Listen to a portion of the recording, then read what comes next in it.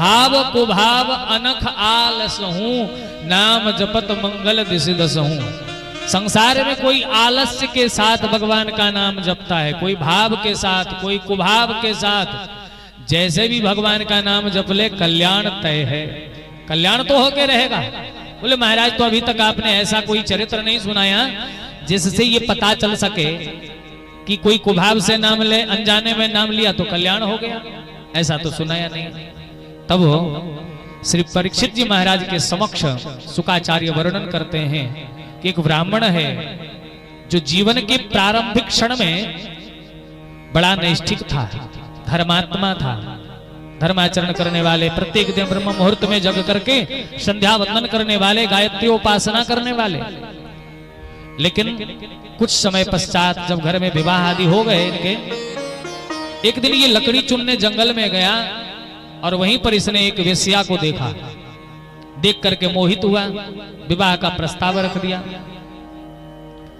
उस स्त्री ने कहा कि देखो महाराज आप ब्राह्मण हो और ब्राह्मण बन करके आप मेरे साथ नहीं रह सकते, क्योंकि हमारी वृत्ति खराब है और हमारी वृत्ति में हमें लोग समाज से बहिष्कृत करते हैं, और बहिष्कृत हुई मैं, मेरे साथ आप रहोगे तो क्या आपके समाज वाले आपको स्वीकार करेंगे? उन्होंने कहा नहीं। बोले तो फिर महाराज आपको मेरे ही साथ रहना पड़ेगा। बोले ठीक है मंजूर है। और वेश्या के साथ ये ब्राह्मण पुत्र अजामिल रहने लगे, और रहने लगे तो धीरे धीरे धीरे धीरे इनके घर बहुत से बच्चे हो गए, परिवार बड़ा हो गया। जो इनका मूल गृह था वो सब भूल गए, अब जंगल में निवास करता है। परिवार के भरण पोषण के लिए अजामिल लोगों के घर चोरी करता, डकैती डालता, लोगों की हत्या कर देता। समय चलता जा रहा था। एक बार संतों की मंडली आई, संत महात्मा जन आए चातुर्मास्य करने के लिए। गांव में विचरण कर रहे थे, भ्रमण कर रहे थे। किसी से पूछा कि भाई ये बताओ आपके गांव में कोई ऐसा घर हो, कोई ऐसा व्यक्ति हो जो साधु सेवा करता हो, अतिथियों का सत्कार करता हो। और जिनसे पूछा था वो व्यक्ति थोड़ा अटपटे स्वभाव के थे।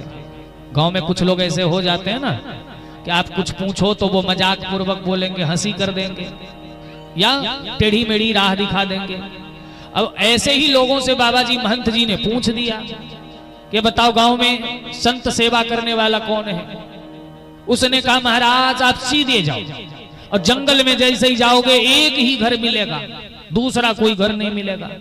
उनके यहाँ आप जाओगे तो महाराज आपकी वो खातिरदारी करेंगे जो कभी आपने देखी नहीं होगी। महंत जी बोले भैया बढ़िया जगह बताया। और सारे महात्मा चल पड़े। और अजामिल के दरवाजे पर जब पहुंचे तो उस समय अजामिल था नहीं, घर में पत्नी थी। आवाज लगा ए भक्त अजामिल कहाँ हो? अजामिल की पत्नी पर्दे के ओट से कहती हैं कि महाराज हे संतगण आप हमारे द्वार पर पधारे, ये मेरा सौभाग्य है, लेकिन साथ ही मेरा दुर्भाग्य है कि मैं आपकी कोई सेवा नहीं कर सकती, क्योंकि हमारे द्वारा प्रदत्त जल अन्न आप कुछ भी ग्रहण नहीं कर सकते। महंत जी बोले कि बिटिया संत हैं हम, आए हैं तुम्हारे द्वार पर। गांव वालों ने कहा रास्ता दिखाया इसीलिए आया हूं।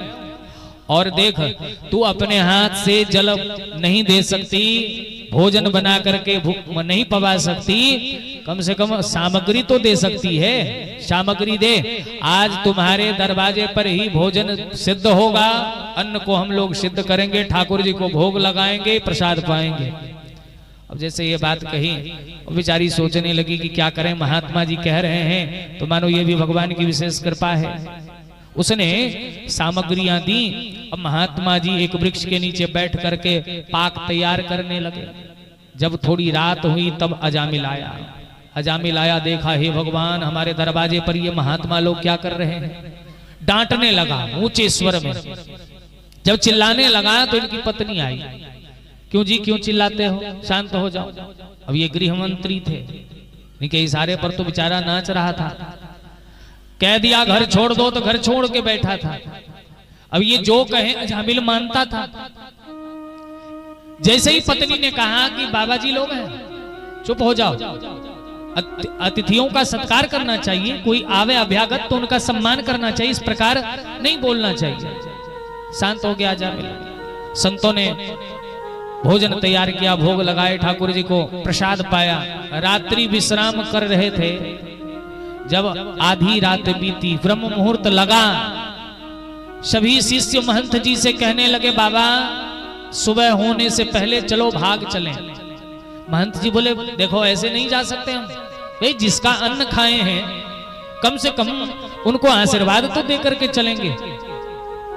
सभी चेला बोले, गुरुजी ऐसे आशीर्वाद दोगे हमें तो कुछ ठीक नहीं लगता, क्योंकि भोजन कराने से पहले ही वो बड़ी बड़ी बातें बोल रहा था।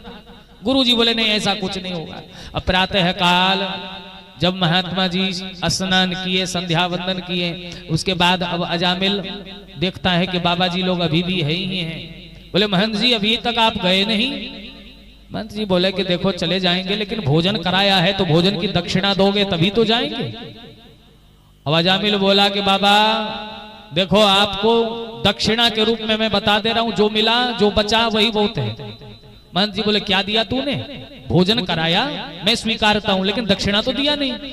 बोले, बाबा जी आप लोगों का आसन, कमंडल, चिऊटा ये सब बचा हुआ है ना, समझो यही आप लोगों का दक्षिणा है, लेकर के भागो यहां से। महंत जी बोले, नहीं नहीं ऐसे काम नहीं चलेगा, कुछ तो देना पड़ेगा।